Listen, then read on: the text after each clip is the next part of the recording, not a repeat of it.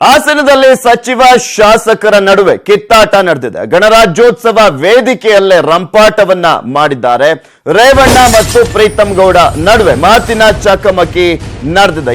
ಹಾಸನದಲ್ಲಿ ಇವತ್ತು ಗಣರಾಜ್ಯೋತ್ಸವದ ಸಂದರ್ಭದಲ್ಲಿ ಆ ಒಂದು ವೇದಿಕೆಯಲ್ಲೇ ರಂಪಾಟ ನಡೆದಿರುವಂತದ್ದು. ಹಾಸನದ ಉಸ್ತುವಾರಿ ಸಚಿವರು ಹಾಗೆ ಲೋಕೋಪಯೋಗಿ ಸಚಿವರಾಗಿರುವಂತಹ ರೇವಣ್ಣ ಮತ್ತು ಹಾಸನದ ಶಾಸಕರು ಬಿಜೆಪಿಯ ಶಾಸಕರಾಗಿರುವಂತಹ ಪ್ರೀತಮ್ ಗೌಡ ನಡುವೆ ಈ ಮಾತಿನ ಚಕಮಕಿ ನಡೆದಿದೆ. ಸಾಂಸ್ಕೃತಿಕ ಕಾರ್ಯಕ್ರಮ ವೀಕ್ಷಣೆಯ ವೇಳೆ ಇವರಿಬ್ಬರು ಕೂಡ ಗಲಾಟೆಯನ್ನ ಮಾಡಿಕೊಂಡಿದ್ದಾರೆ. ಬಿಎಂ ರಸ್ತೆ ಒತ್ತುವರಿ ತೆರವು ವಿಚಾರದಲ್ಲಿ ಚಕಮಕಿ ನಡೆದಿದೆ. ಹಾಸನ ಜಿಲ್ಲಾ ಕ್ರೀಡಾಂಗಣದಲ್ಲಿ ಕಾರ್ಯಕ್ರಮದಲ್ಲಿ ಈ ಘಟನೆ ನಡೆದಿದೆ. ಅಂದ್ರೆ ಹಾಸನ ಉಸ್ತುವಾರಿಗಳು ಕೂಡ ಈ ಒಂದು ಸಂದರ್ಭದಲ್ಲಿ ಇರ್ತಾರೆ. ಯಾಕೆಂದ್ರೆ ಹಾಸನ ಉಸ್ತುವಾರಿ ಸಚಿವರು ಗಣರಾಜ್ಯೋತ್ಸವದ ಸಂದರ್ಭದಲ್ಲಿ ಎಲ್ಲಾ ಉಸ್ತುವಾರಿ ಸಚಿವರುಗಳು ಆಯಾಯ ಜಿಲ್ಲೆಯಲ್ಲಿ ಗಣರಾಜ್ಯೋತ್ಸವದಲ್ಲಿ ಭಾಗಿಯಾಗಿರ್ಬೇಕು. ಸೊ ಹೀಗಾಗಿ ರೇವಣ್ಣ ಅವರು ಕೂಡ ಭಾಗಿಯಾಗಿದ್ರು. ಈ ಒಂದು ಸಂದರ್ಭದಲ್ಲಿ ಗಲಾಟೆ ಆಗಿರುವಂತದ್ದು. ಕಟ್ಟಡಗಳ ನೆಲಸಮ ವಿಚಾರವಾಗಿ ಶಾಸಕರಿಂದ ಪ್ರಶ್ನೆಯನ್ನ ಮಾಡಲಾಗಿದೆ. ನನ್ನದೇನಿಲ್ಲ, ಡಿಸಿ ಮೇಡಮ್ ಕೇಳ್ರಿ ಅಂತ ಸಚಿವ ರೇವಣ್ಣ ಅವರು ಹೇಳಿದ್ದಾರೆ.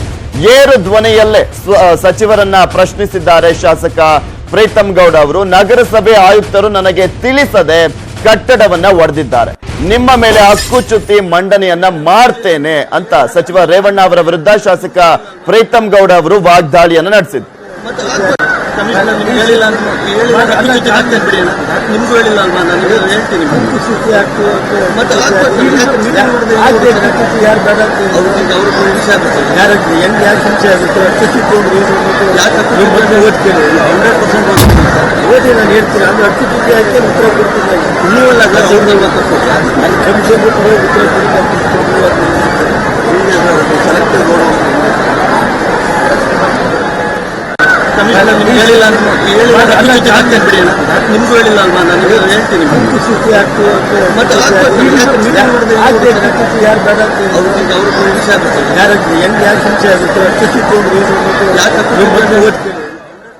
ಪ್ರೀತಮ್ ಗೌಡರ ಈ ಆರೋಪಕ್ಕೆ ಸಚಿವ ರೇವಣ್ಣ ಪ್ರತಿಕ್ರಿಯಿಸಿದ್ದಾರೆ. ನೋಡೋಣ. ಕಟ್ಟಿ ಅಂತ ಹೇಳಿದ್ವಾ, ಅದು ಕಟ್ಟಕ್ಕೆ ನೋಟಿಸ್ ಕೊಟ್ಟಾಗ ಎಲ್ಲಾರ್ದು ಕಟ್ಟಬೇಕು ಅನ್ನೋದು ಸಾರ್ವಜನಿಕರಿಗಿತ್ತು.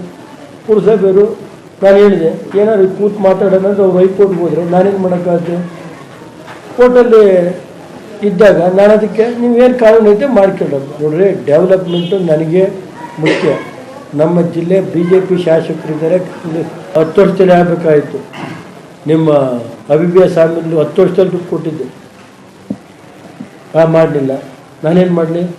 ಏರ್ಪೋರ್ಟು ಇನ್ನೊಂದು ವಾರದಲ್ಲಿ ಪೋರ್ಟ್ ಮಾಡ್ತೀನಿ. ಏರ್ಪೋರ್ಟ್ಗೆ ಇನ್ನೊಂದು ವಾರದಲ್ಲಿ ಅದಕ್ಕೊಂದು ಸ್ಟೇಜ್ ತಂದಿದ್ದೀನಿ. ಈಗ ಆಲ್ರೆಡಿ ಎಲ್ಲ ರೆಡಿ ಆಗಿದೆ. ಮೊನ್ನೆ ಬಂದೆಲ್ಲ ಅವರು ಹೈಟೆಕ್ಕು ಎಲ್ಲ ನಮ್ಮ ಇಲಾಖೆಯೆಲ್ಲ ಸೇರಿ ಒಂದು ರೆಡಿ ಮಾಡ್ತಾಯಿದ್ದೀನಿ.